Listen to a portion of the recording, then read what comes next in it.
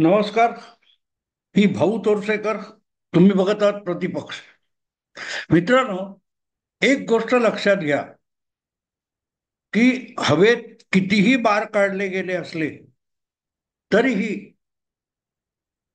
निवडणुका घोषित होईपर्यंत कुठल्याही पक्षाकडून आणि कुठल्याही आघाडीकडून आपले उमेदवार जाहीर होणार नाहीत, किंवा ज्या आघाड्या झालेल्या आहेत त्या आघाड्यांचा जागा वाटपाचा विषय समोर येणार नाही, निकाली लागणार नाही. तोपर्यंत हवेतले बार खूप उडवले जातील. हा, जागा वाटप झालं, ह्याला 100, त्याला जास्त पाहिजे, त्याला कमी पाहिजेत, आतून धुसफूस आहे, वगैरे वगैरे वगैरे सगळं चालू राहील. पण ज्या दिवशी निवडणुका जाहीर होतील त्यानंतर भराभर महाविकास आघाडी असो किंवा महायुती असो, त्यांचे उमेदवार फटाफट जाहीर व्हायला लागतील. आणि माझा अंदाज जर बरोबर असेल आणि मला मिळालेली माहिती खरोखरच तितकी विश्वासार्ह असेल, तर जवळपास महाविकास आघाडी आणि महायुती या दोनही प्रमुख प्रतिस्पर्ध्यांमध्ये 200 जागा या फायनल झालेल्या आहेत. काँग्रेस, सॉरी, महायुती असो किंवा विकास आघाडी असो, त्यातल्या पक्षांनी आपापसामध्ये 200 जागांविषयी संगनमत केलेलं आहे, समन्वय झालेला आहे. 200 जागा दोन्ही बाजूच्या ह्या जवळपास निश्चित झालेल्या आहेत. वाद आहे तो पुढच्या 88 जागांचा आहे अशी मला माहिती मिळाली आहे. आता ती किती खरी किती खोटी मलाही माहित नाही, कारण सांगणारी माणसं माझ्या विश्वासाची आहेत एवढं नक्की आहे. त्यामुळे त्यांनी जाणीवपूर्वक पिल्लू सोडायचं म्हणून मला ही माहिती दिली असं अजिबात नाहीये. हा, त्यांना मिळालेली माहिती किंवा ज्यांच्याकडून त्यांना माहिती मिळाली त्यांनी गफलत केली असेल तर मला सांगणारे चुकीचे ठरू शकतात. पण आज घडीला, म्हणजे मी बोलतोय ती 6 ऑक्टोबरची तारीख आहे, आणि त्या दिवशीपर्यंत मला मिळालेली माहिती अशी आहे की जवळजवळ महायुती आणि महाविकास आघाडी यांनी 200 मतदारसंघात कुठचा पक्ष लढणार हे निश्चित केलेलं आहे. आणि त्यामध्ये त्या त्या पक्षाला ही जागा जाणार हे जवळजवळ प्रत्येकाने मान्य केलेलं आहे.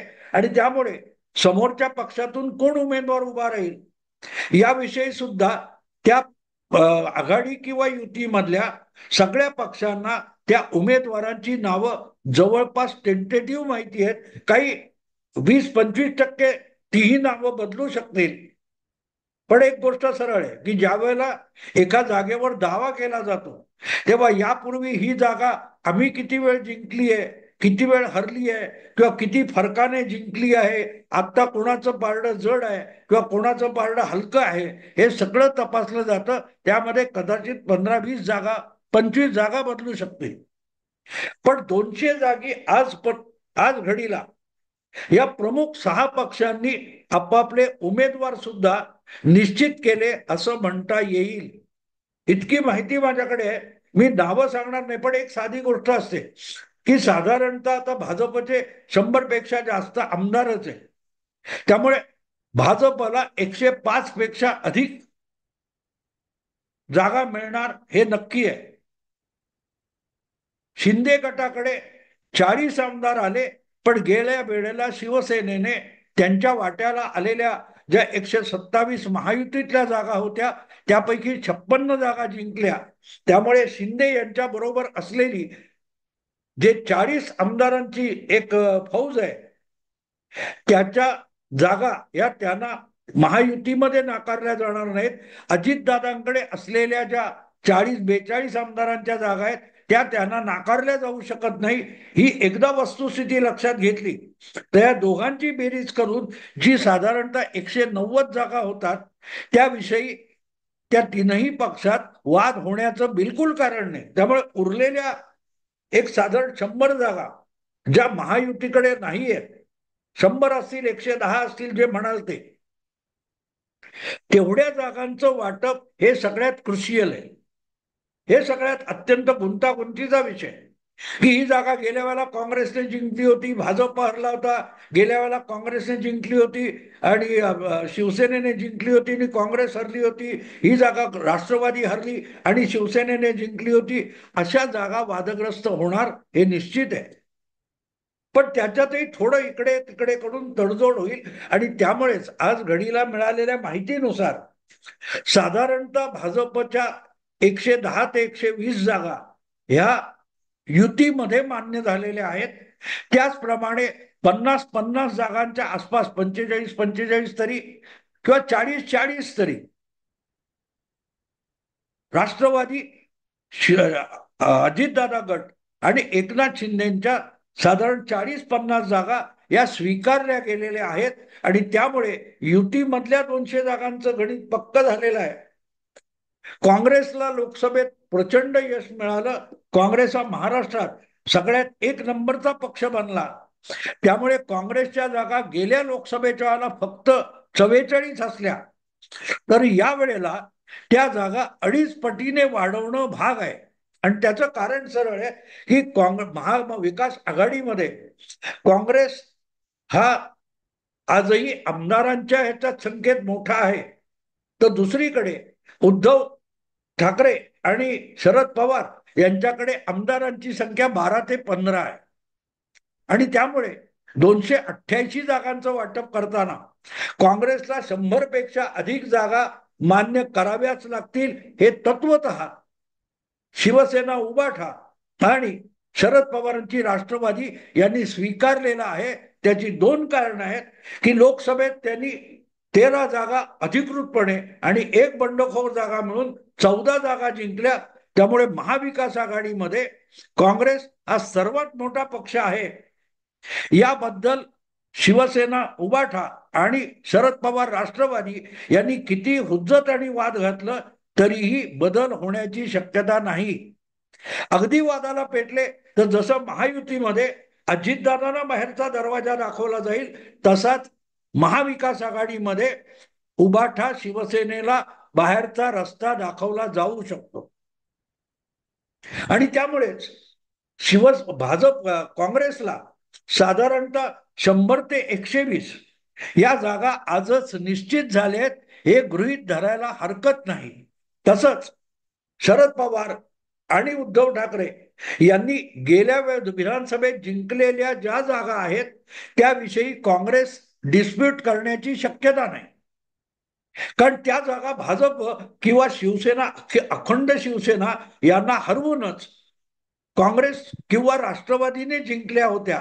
त्यामुळे शरद पवारांचा किंवा काँग्रेसचा ज्या 54 आणि 44 जागांवर दावा आहे तो कुठल्याही परिस्थितीत महाविकास आघाडीमध्ये नाकारला जाऊ शकत नाही. आणि इथे गंमत तुमच्या लक्षात येते की 44 आणि 54 या 98 जागा होतात आणि शिवसेनेच्या 56 धरल्या तर त्यांची गेल्या वेळेला जिंकलेल्या जागांची बेरीज ही 154च्या घरात जाते. त्यामुळे या 154 जागा सोडल्या तर 134 जागा या महाविकास आघाडीत एकमेकांना वाटून घ्यायच्या. पण त्या करताना राष्ट्रवादी आणि काँग्रेस यांनी भाजपला हरवून जी जागा जिंकली आहे त्याच्यावर उबाठा शिवसेनेला दावा करता येणार नाही. तुम्हाला माहिती आहे की देगलूर बिलोली इथले काँग्रेसचे आमदार करोना काळामध्ये त्यांचं निधन झालं. कोल्हापूर उत्तरचे काँग्रेस आमदार त्यांचं निधन झालं. तर त्या जागी शिवसेना पराभूत होऊन काँग्रेस जिंकली होती. त्यामुळे त्या जागेवर शिवसेना दावाच करू शकत नाही हा हट्ट लावून धरला. आणि मुख्यमंत्रीपदी असूनही किंवा आघाडीचा सर्वोच्च नेता असूनही उद्धव ठाकरेंना देगलूर बिलोली किंवा कोल्हापूरवर आपला दावा करता आला नव्हता. अशा परिस्थितीत गेल्या वेळेला आपण ही जागा लढलो होतो आणि म्हणून आपल्याला आता ती जागा मिळाली पाहिजे हा दावा उद्धव ठाकरे मुख्यमंत्री नसताना करूच शकत नाही. मुख्यमंत्री असताना ते करू शकले नव्हते. आणि त्यामुळे महाविकास आघाडीमध्ये जागा वाटपातली सगळ्यात मोठी अडचण अशी आहे की काँग्रेस आणि राष्ट्रवादी या दोन पक्षांच्या आघाडीच्या विरोधात उद्धव ठाकरे यांनी 56 जागा जिंकल्या होत्या. आज त्यांच्याबरोबर जे 12 आहेत ते सोडून उरलेल्या सगळ्या जागा त्यांनी जिंकलेल्या आहेत.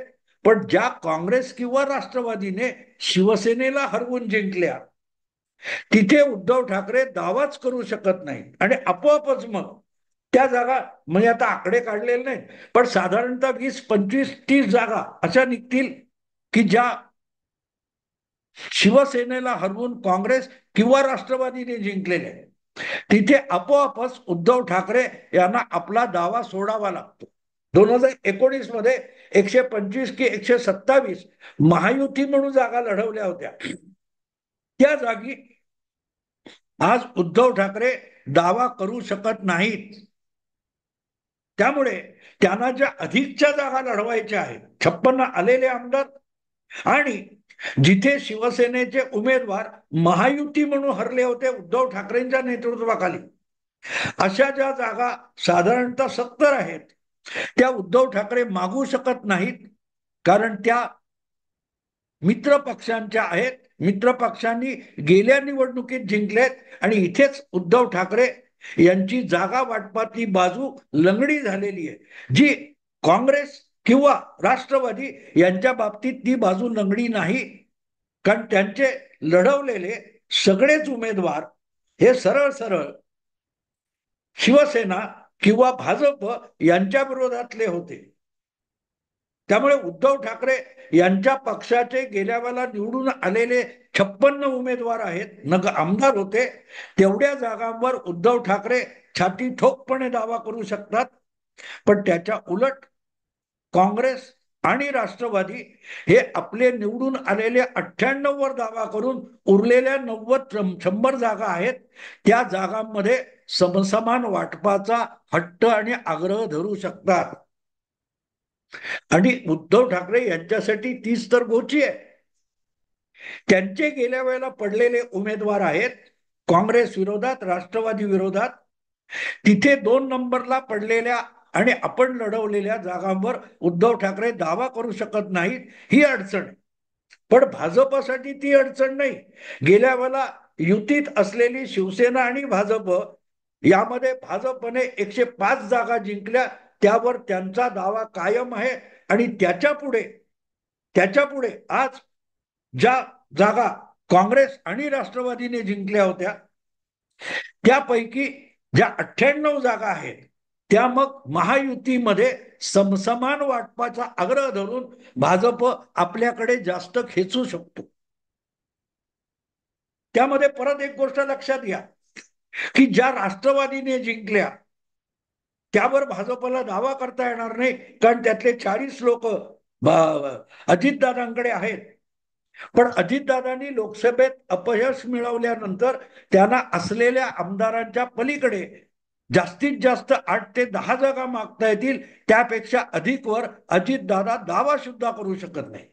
पण लोकसभेला चांगलं यश मिळवलं असल्यामुळे विधानसभेच्या गेल्या वेळेला ज्या जागा आपल्याकडे होत्या ते निवडून आलेले आमदार असोत किंवा 2 नंबरचे आमदार असोत, तिथे एकनाथ शिंदे दावा करू शकतात. आणि इथे मग लक्षात येतं की जागा वाटपाचा फॉर्म्युला ठरायचा असेल तर तो कसा ठरू शकतो.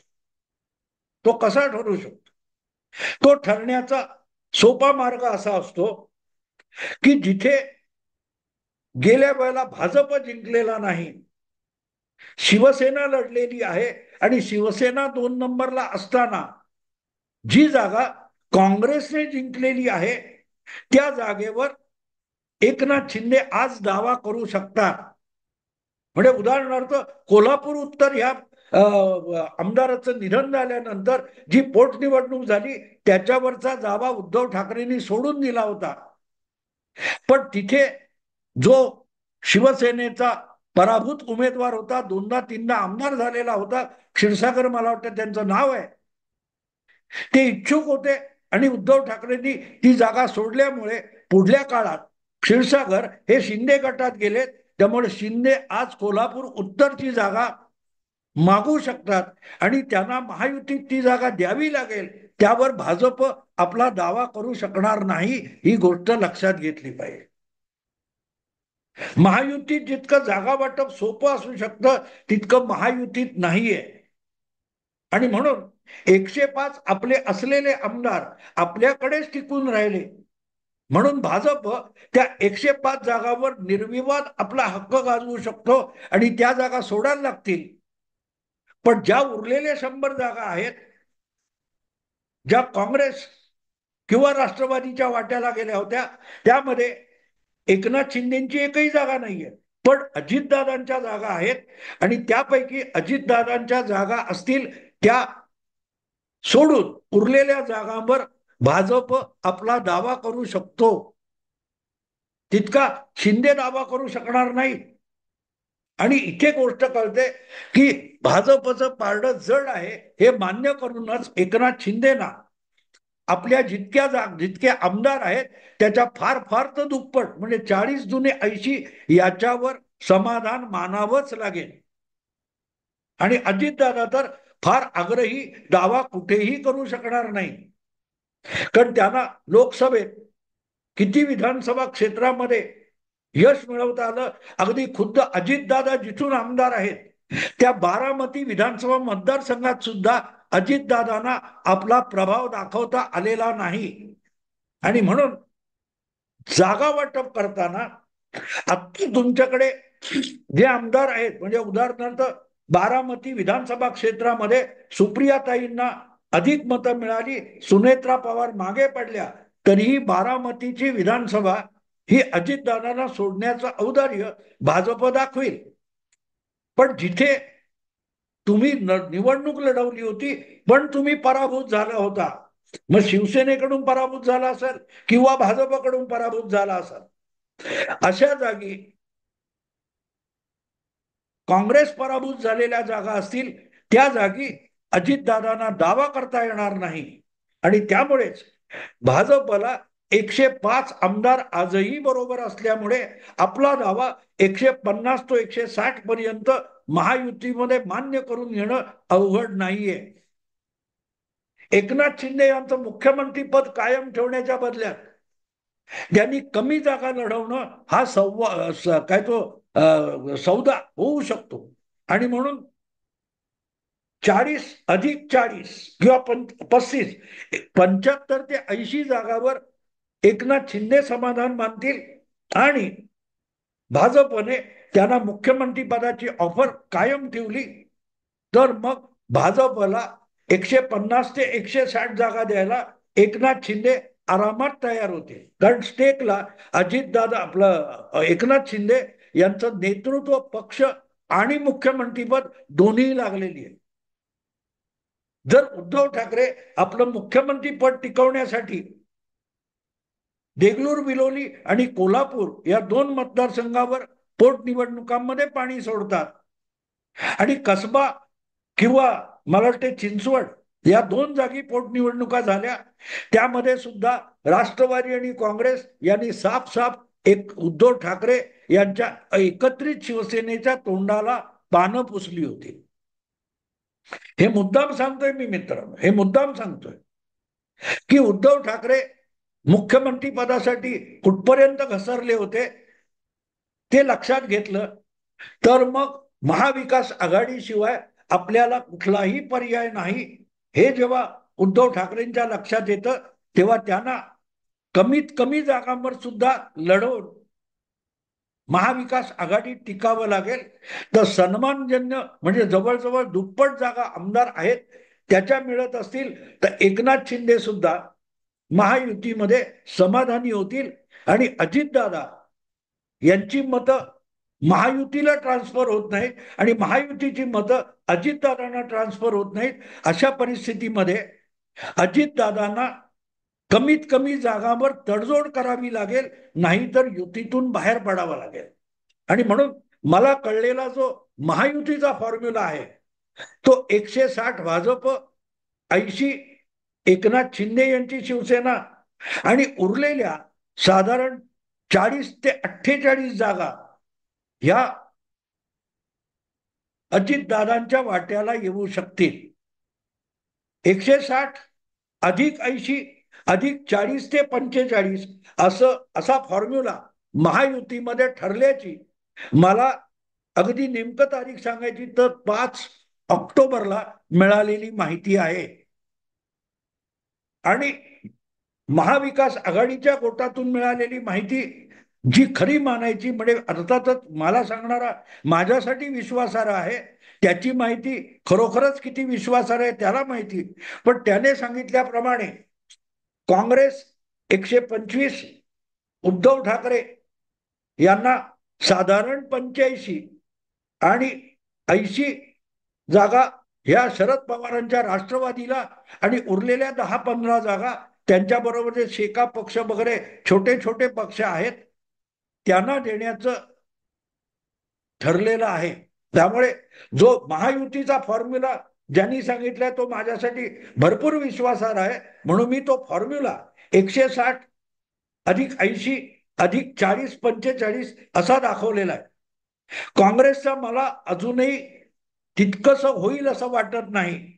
उद्धव ठाकरे किती कमी जागांवर मान्य करू शकतील हे मला माहिती नाहीये. पण 125 किंवा 130च्या खाली काँग्रेस यायला तयार नाही आणि शरद पवारांना कमीत कमी 80 जागा पाहिजे. हे लक्षात घेतलं तर उद्धव ठाकरे यांच्यासाठी साधारण 75 आणि जास्तीत जास्त 80 जागा उरतात ही वस्तुस्थिती आहे. एक प्रकारे एकनाथ शिंदे आणि उद्धव ठाकरे या दोनही शिवसेनांना 80 जागांपर्यंत लढावं लागणार आहे. अर्थात किती जागा लढवतात यापेक्षा जिंकतात किती याला सत्तेच्या राजकारणात खूप महत्व असतं. याचं कारण आपली लोकशाही ही आकड्यांची लोकशाही आहे. वैचारिक किंवा तत्वाची किंवा भूमिकेची लोकशाही आपल्या देशात सध्या नाहीये. आता इथेच सांगतो, आवडलं लाईक करा, शेअर करा, सबस्क्राईब करा. नमस्कार.